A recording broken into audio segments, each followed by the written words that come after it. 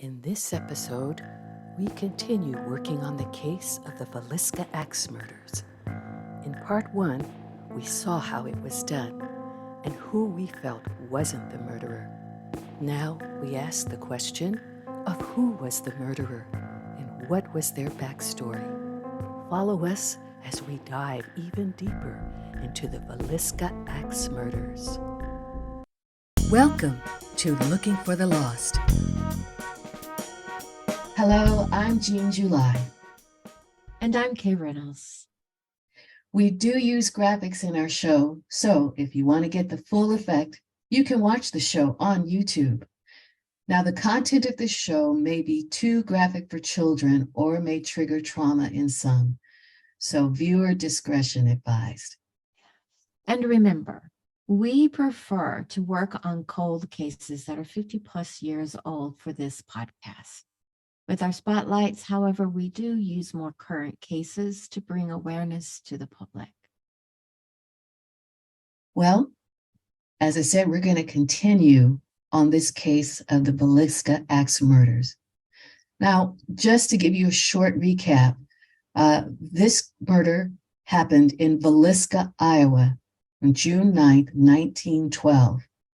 Josiah Moore, his wife Sarah Moore, their 4 children, and 2 of their guests, Lena and Ina Stillinger, had been at the house when they were found murdered, brutally murdered by an axe. So there were several suspects that were brought in, but no one was officially arrested and sentenced. Some of the suspects were even acquitted, or they had alibis. So I feel, Kay, that this is the time for us to delve in a little deeper. Let's talk more about the suspects themselves. And just to give you a little bit of something on who these gentlemen were, because all of them were men. So the first person that brought up attention to the authorities was Reverend George Kelly. Now, he was a traveling minister. He arrived in Villisca that night, which was a Sunday, where the family had gone to a church program. So basically, with Reverend Kelly, he was an odd person, and they felt that he may have been a suspect because of some of the things that he was saying. One of the things that he was eyeing the girls, Ina and her sister, Lena and her sister, and also he was saying things like, "Suffer the children to come unto me," in his confession. But that confession was recanted at the trial. They did arrest him, but it was recanted at the trial and ended up being deadlocked 11-1 for an acquittal. And even a second jury that was impaneled ended up acquitting him again. So that person was not arrested. Now, the second person that was brought up was Frank Fernando Jones. Now, he was a prominent businessman, a pillar of the Methodist Church, which they belonged to, the Moores, and also where Kelly had come to visit. And they believed, or actually one person, a James Wilkerson, who was actually he was pretending to be a land agent, a Texas land agent, but he was actually a detective agency. He was with the Burns Detective Agency working out of Kansas City. So he believed that there were 2 motives for Frank Fernando Jones to plot to kill Josiah Moore and his family. One was for money, because Josiah was such a successful businessman and Frank was a very competitive businessman. And so there was a lot of jealousy. There was a lot of that fighting among businessmen, their acumens and the things that they were doing that Frank was not happy about. He didn't have a great reputation anyway. He was considered just a real, put it politely, a real hard ass, a very arrogant. And so he felt that it was for money that he had Josiah killed. The second reason is that Frank's daughter-in-law, Donna Bentley, who was married to Frank's son, Albert Jones, was actually having Josiah over to the house. And she also had a reputation of inviting male visitors to the house when her husband was gone. And so he felt that Josiah was frequenting the house a little more than usual. So those were the two motives that they felt, actually the detective felt Frank had in order to murder Josiah. However, there was never a trial. It was never in the papers. There was never any type of official interrogation conducted. No arrests were made. So it was basically just a rumor that went on for 2 years in the community. So the third person that they thought of was Henry Lee Moore. And Henry had lived in Villisca, and actually another investigator, a federal investigator, had looked at him and actually was thinking that he was involved with 22 other axe murders across the country. Now, he laid the blame at Henry because, and just to say that Henry was not related to Josiah Moore or the family, but he laid the blame at Henry's feet because Henry had been convicted of murdering his mother and his grandmother just a few months after the Villisca killings. But he had served about 36 years of a life sentence, and he was paroled much later in 49. But he was a suspect, but there was never really a charge for the Villisca killings. So that was one other suspect. Now, the last suspect that they brought up was William Mansfield. Now, there's a connection with Mansfield and Fernando Jones. So they felt that Fernando Jones had hired William Mansfield to go and kill Josiah Moore. And the fact that the whole family was killed was basically just collateral damage. Now, William was brought to trial. The jury deliberated for a week, and the local opinion thought that Mansfield would be bound over for a trial. So this was the grand jury, basically, that deliberated for a week. But the jury returned that there was no real true evidence to bring Mansfield in. So he was released. And those are the people that were brought in. Interesting. Yeah. Yeah. Okay. So I'm sorry, go ahead. So we've got 4 people here that could be possibly. Could be. Yeah. Could be. Mm-hmm. So our job then is to see what are we feeling about the suspects. Can we eliminate it, or actually eliminate it down to the one person? Or was the person who really committed the murders even in the suspect line? Yeah. Could be somebody else. It could be someone else. So that's the work we have to do. And let's just start with that, eliminating what we're picking up, what we're feeling. And then we'll discuss. And then if we feel that there's someone else, let's link into that. Okay. Okay. I'm ready. Let's go. Let's go. Okay. Let's go. Let's do this. All right. We've had a chance to work on this. And Kay, what did you get about the Villisca murderer? And did you hear a name, or what did you hear? When I was going into who did it, why, that sort of thing, I Mhm. got some interesting words coming through Okay. um, that I'd like to explore a little bit more. Okay. Okay. And maybe you can put your ministry hat on and help me out a little bit. Um, the first thing that I got was blood of the lamb. Oh, interesting. Yeah.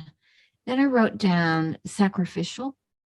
And then I put, now this was weird. I felt like I don't know if I drifted off and I lost my way. I don't know. Okay. But it felt really weird. And it felt real. But I saw a man with his hands bound together like this, and he was hanging. He was alive. He Wow. was alive. And he was shirtless. And I could hear commotion and talking going on. And it just felt like ritual. And that was the next word that I wrote down. And then I wrote religious, Hmm. religious connotations for the rituals. Okay. But the man that I saw hanging by his hands bound, Hmm. um, he was afraid. He Okay. feared. He was in fear, which that was weird. Wow. Where'd that come from? I don't know. Wow. So I'm just going to say it and put it out there. I Yeah. could be completely and totally wrong. I could have, I don't know, went off into La La Land or something, but I'm just going to honor it and say it Okay. and accept it if I'm way off. Okay. Yeah. Well, And, and one last thing, I did write train cross country, and I felt he went northwest, like Oregon or Washington or somewhere like that. okay. Interesting.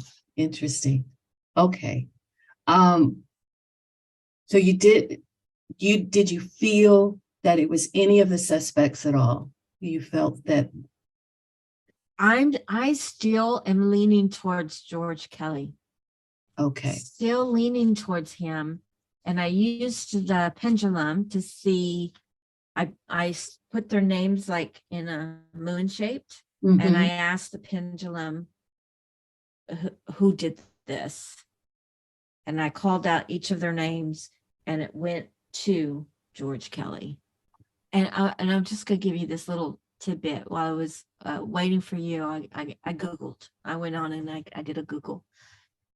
And I'm on the website, the Villisca, Iowa. It's villiscaiowa.com Mm-hmm. on that website. And it's about the murders. Mm-hmm.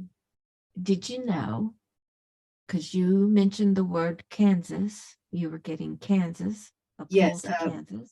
right. And I want to mention, because I don't think we said it yet, if you hadn't heard yet, but a while ago, I had shared with uh, Kay that when, and I'll show you because I did some automatic writing Yeah, every month. we And weren't recording when we had we this weren't recording. conversation.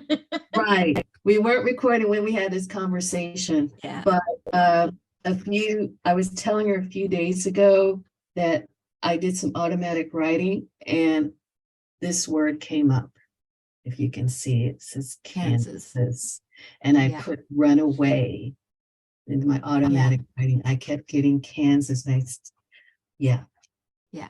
Okay. Well, when I did my little Google search and I got on this website, it says right here, according to information that was presented by Kelly and Tammy Rundle, Kelly, George Kelly, moved to Kansas City, Connecticut.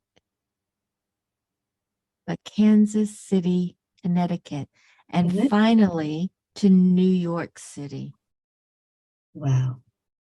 I Isn't didn't know that that. interesting? I had not read that. In that interest, I didn't know that either. And I was like, whoa, whoa, whoa, what?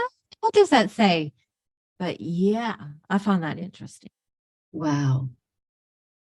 especially after what you had said, Kansas. You were getting Kansas. I was like, Kansas, okay, Kansas. Hitting Kansas, yes. But it's Kansas City, Connecticut. I didn't even know there was a Kansas City, Connecticut. I didn't either. I'm going to have to Google that too, because I'm assuming that's what they mean. It means but it says Kansas City, Connecticut. Hmm. Or it could be Kansas City, comma, Connecticut, comma, and New York City. Well, he was a traveling preacher. He was. Yeah. But this is to move To to. move there. Yeah. So it could be that it's Kansas City, and then he moved to Connecticut, and then to New York City. Okay. I'm just looking at the way it's written. Okay.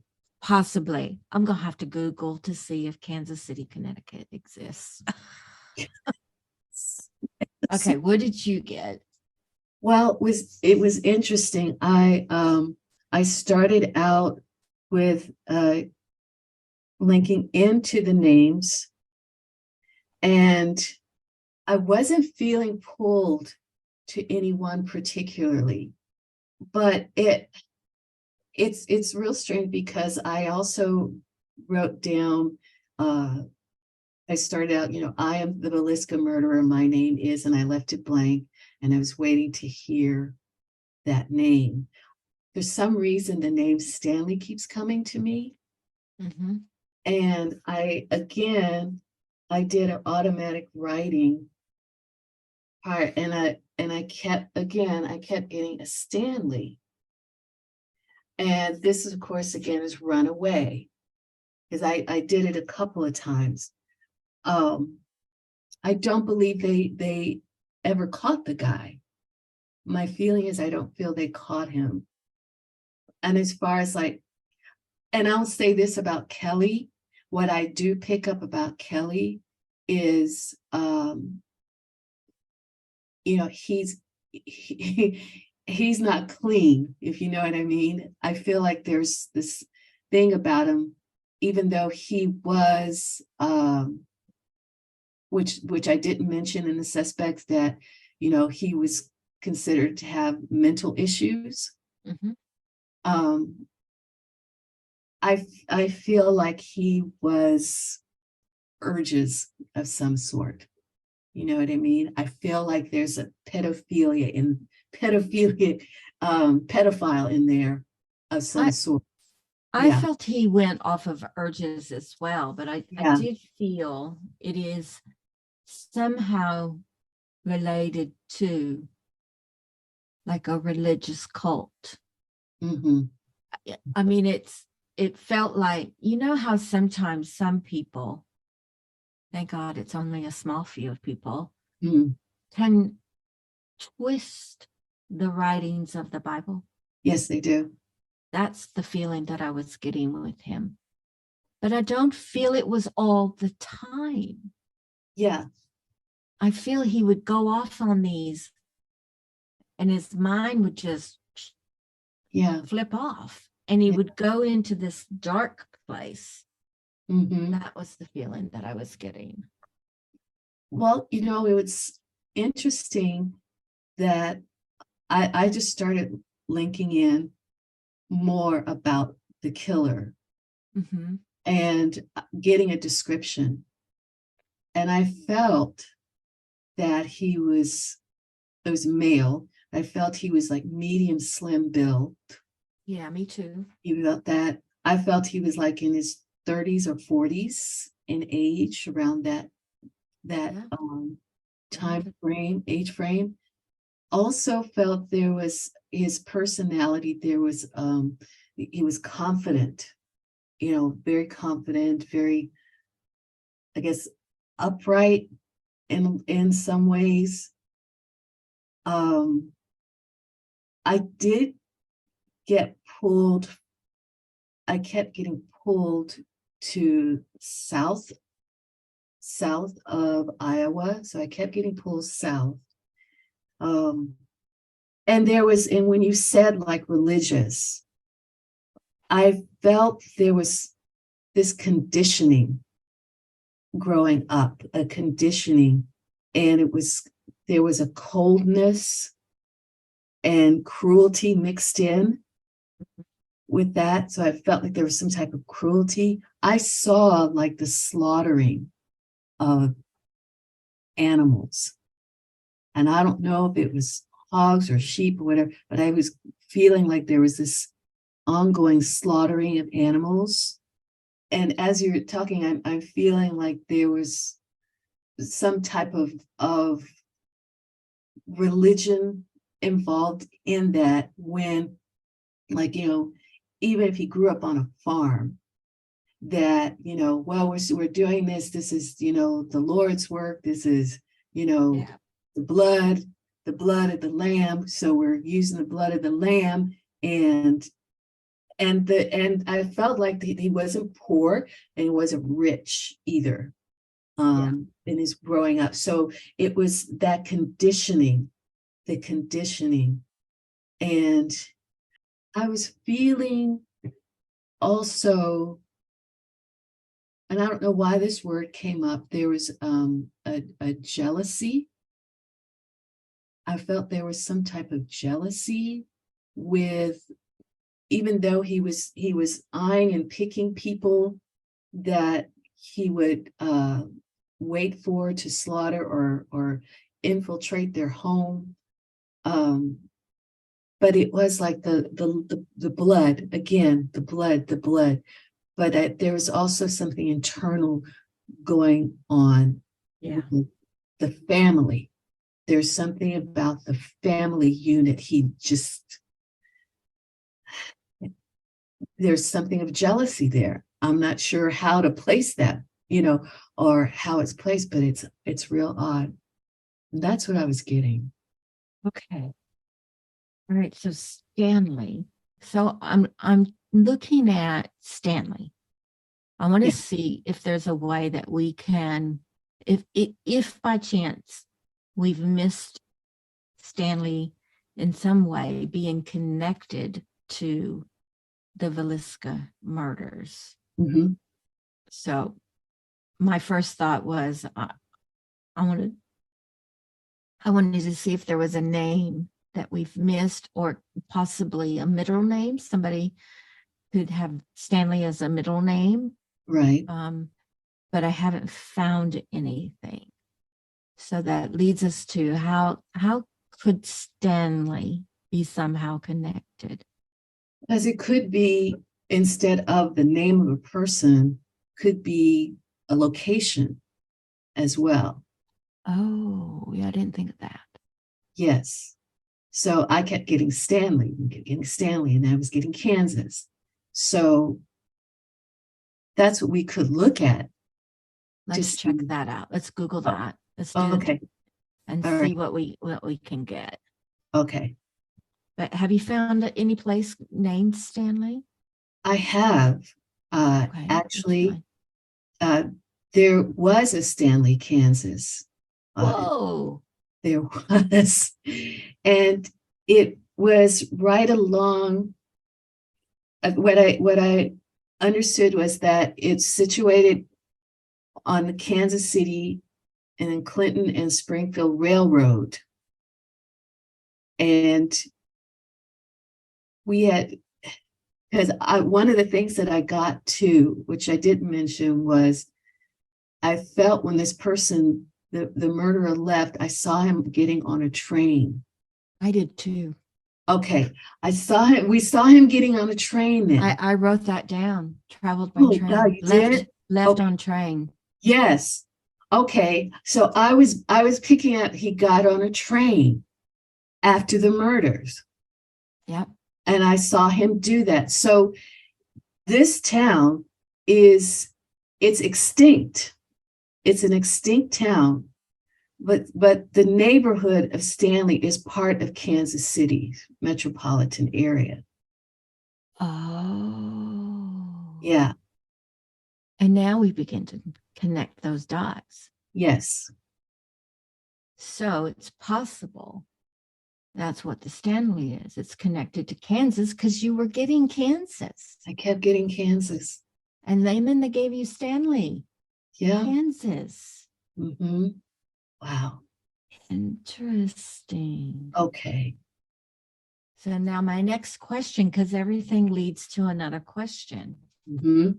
Where I was reading, it said that George Kelly once lived in Kansas. I'm wondering if he lived in Stanley, Kansas, or nearby. Oh, wow. You know, what we had found on the Villisca, Iowa website, it did state on there that he did live in Kansas City. And if Stanley was unincorporated at one time outside of Kansas City, it's the general area. Mm-hmm. And probably in today's time, part of Kansas City. Yes. Well done. Well done for you for getting that. Yeah, I just knew it just kept coming up. And I think maybe my first question was, where did he go? Where did he go? And I kept getting Kansas. And then I just was starting getting the name Stanley. It makes sense to me. Okay. And with our deep dive there, we found there is the evidence of that. So, and neither one of us knew anything about that. So, yes, yeah, interesting. And I think that because again, we saw him psychically, the killer getting on a train, and getting away. Now there is an article that I did come across where they don't believe that. I think they believe that he didn't do it, but they did feel that the killer was able to escape on the train. Sacrifice. Yeah. And remember I said that I felt that he was very confident, and and just really kind of sure. This is a theory that I believe the author is Rachel McCarthy James, and I'll tell you the name of the book in just a minute. But they put it like this with the suspect. They pointed out that it's interesting to note, and I'm going to read it verbatim. Interesting to note that the Villisca murders happened the exact same summer in the same state that the Music Man was set. And not only does it give a clue to the way the people might have looked or dressed, but the opening scene of the traveling salesman on the train illustrates how trains connected small towns to the world and how strangers were eager to hop off and on. And this one author has said that the murderer was likely a serial killer who traveled the railroad as early as 1900 looking for victims. Hey, I just got this icky feeling that just came over me. It's so creepy. But do tell. This creepy. I want more. I need to know. Okay. I'm feeling these killings was for redemption. Killing of innocent people, but like the blood was paying for his sins. The killing, is that what the blood of the lamb is? Yes. For redemption. Oh, I just knocked my what I wrote. Wait, I just knocked my phone microphone off. I got so excited. Oh my God. I mean to laugh at it, but That's what it, oh my God. Because you Where's would, my notes? My notes. oh I have God, my notes. oh my gosh. Pay for the sins, pay for the sins, the sacrifice, the shedding of blood. And I put blood of the lamb, sacrificial, Oh, ritual, religious. oh my Do you remember when we recorded part 1? yes, And I said, this is going to creep you out, but I'm very, very, and I don't know if I put this in the recording or not. But I said, I keep seeing him licking the blood off the axe. yeah. Oh Oh, my God. But mm, I think you even said something about that in well, the Axeman. You said something like that with the Axeman too, because I was it think the Axeman? Am I it getting was it the mixed up? Axeman. Well, Oh, I thought it was this one. but Oh, I don't know. We've done. but no, you did say you saw Too him many licking the axe blood. murderers. No, you did say you saw him licking the blood. You saw him in Villisca. And then I remember in Axeman, you said It was blood all about the blood. sacrifice. It was all about And I the had said blood. something in that regards too, Yeah. that it was a sacrifice. Yes. Oh my. Fixing my mic here. Oh Oh, my God. yes. I'm going back and I'm looking for Where are my notes? Because I need to look at I my wrote. notes. Yeah, here's what I wrote in my this was for the axe murderer Yeah. in Louisiana. Yeah. I am the axe man. I hate that name. I killed for blood. Yeah. I was not crazy. I lived a normal life. I was a family man. Yep. You drew that picture. Well, Oh my gosh. it just got curiouser and curiouser, folks. It Good did. God. But that just hit me so hard just now.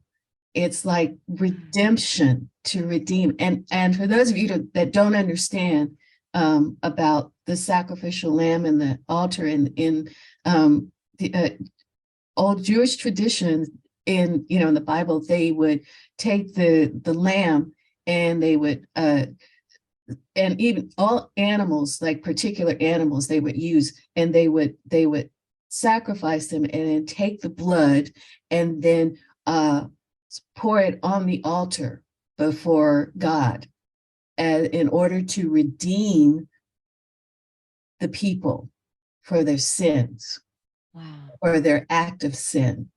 And I saw that and I felt it, and I remember saying earlier about slaughtering of animals. I just said just in this one, a slaughtering of animals. Oh my gosh. Oh my God. Whew. That's what and I feel like it was like to redeem, To to redeem.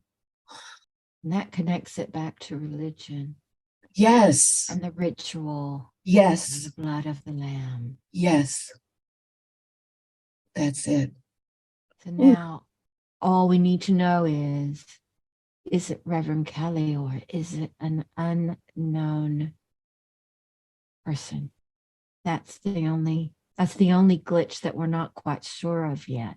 yes, Um, we're going to have to leave it there yeah, because of time's sakes. We'll have to leave it there. But oh my gosh, to those of you that are listening, we've given you a lot to think about. mm-hmm. And um, what is your gut saying to you? Do you feel that somebody who flew under the radar and never was a suspect, and that is very, very possible, or could it possibly be it had been this Reverend Kelly guy, who we know was very spiritual, but was acquitted. Who did it? Yeah. That's where we're left with still. Who did it? Who did it? Yes. We Great have case. certain leads. Yeah, we have certain leads, but this will take more work. Yeah, too many rabbit holes that we would need to go down. Yeah. To dig even more. And because this is for entertainment purposes only, and we have our normal other jobs that we have to do. We just don't have the time to go down all of those rabbit holes, but we've definitely given all of you out there listening something to think about. Great case. Okay. Great case. Yes. Right. Thanks. Good. So Kay has a spotlight that she wants to bring up. And Kay, I'm looking forward to hearing about it and seeing the presentation. Yes, our spotlight for today is a sad case, but also familiar. I mean, it happens all the time, sadly. Mm-hmm. A young lady by the name of Shaniece Harris. She lived in New York, and she was last seen leaving her home in the evening, went to visit a friend, May 29th, 2017, and they don't know where she is. So take a look at the presentation, and then we'll meet you on the other side. Shaniece Harris was the perfect daughter and the friend everyone wanted.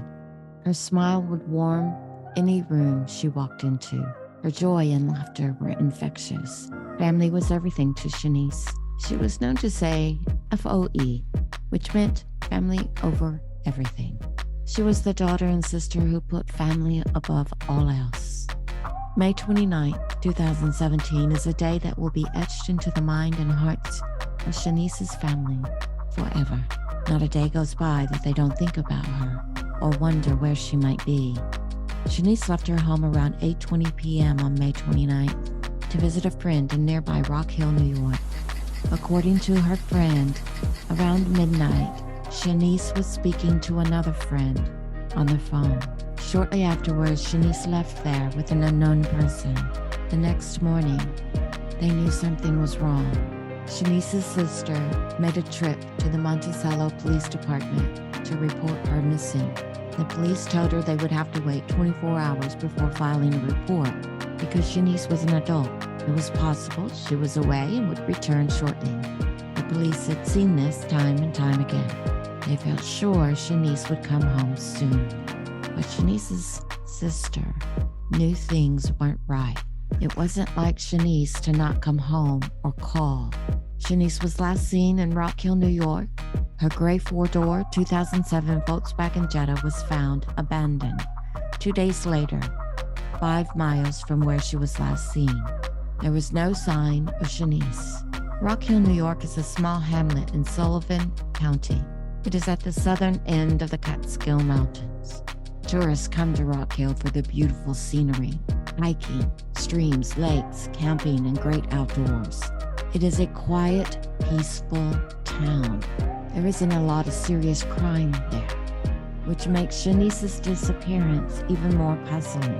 Shaniece was born February 2nd, 1986. She would be 37 years old today. She's 5 feet, 8 inches tall, and she weighed around 260 pounds on the day she disappeared.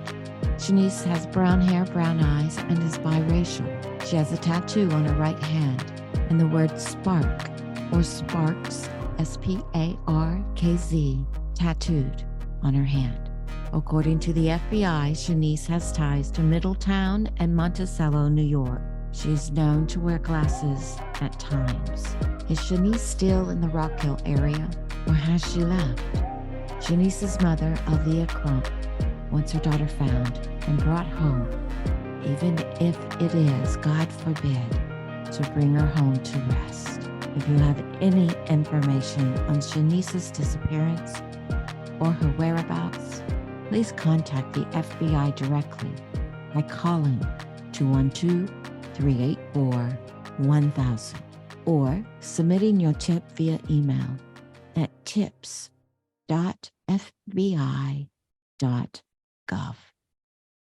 Mm, Shaniece did reached out to make a call to a friend via FaceTime yeah. around midnight that night. So that would have been the last reported contact with her. They found her car, but no sign of her. Well, like you said, this happens so often, and it sounds so familiar because this type of situation occurs. And I mean, I always want to think about what our statement is at the end of our show. We say our loved ones aren't lost, they're just missing from our sight. Yeah. And I want to feel that she's just missing from everyone's sight. And hopefully that there'll be some type of clues, what could have occurred, what could have happened. It's just heartbreaking. So It is. my prayers just go out to them. Yeah. One of her, according to one of her sisters, one of her favorite things to say was FOE, family over everything. Yeah. And that tells you that she didn't leave No. the family. No. Something has happened to her. Yes. So guys, if you know anything, please get in touch with the family. Her mother is still paying her cell phone bill. Wow. Just in case someone calls. Yeah.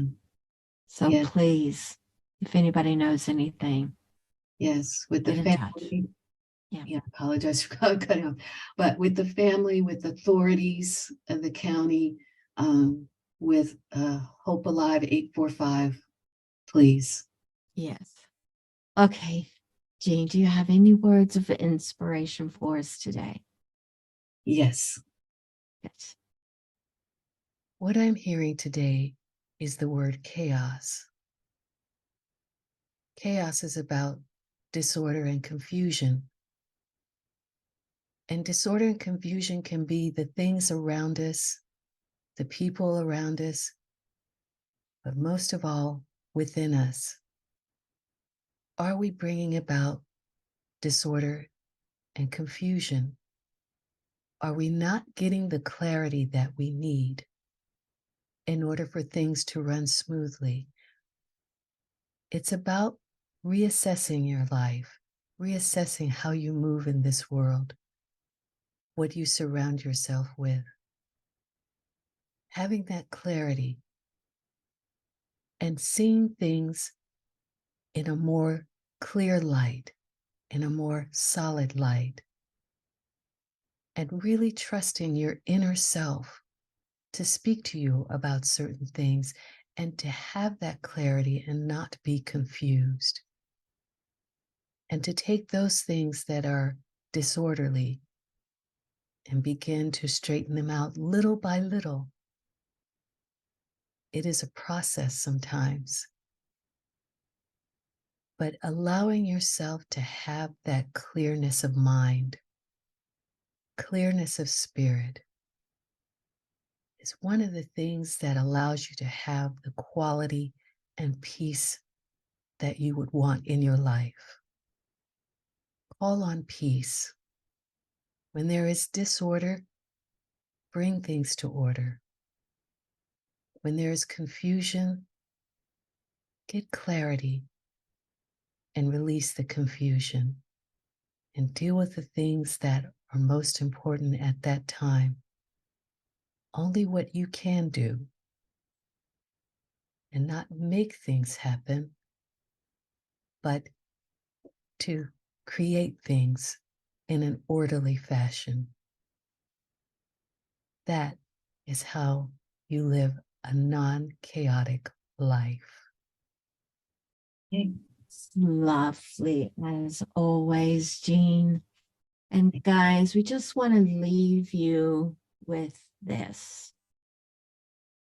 Just as Jeane was just mentioned, our loved ones are never truly lost. They're only hidden from our sight. Thank you for listening, and God bless.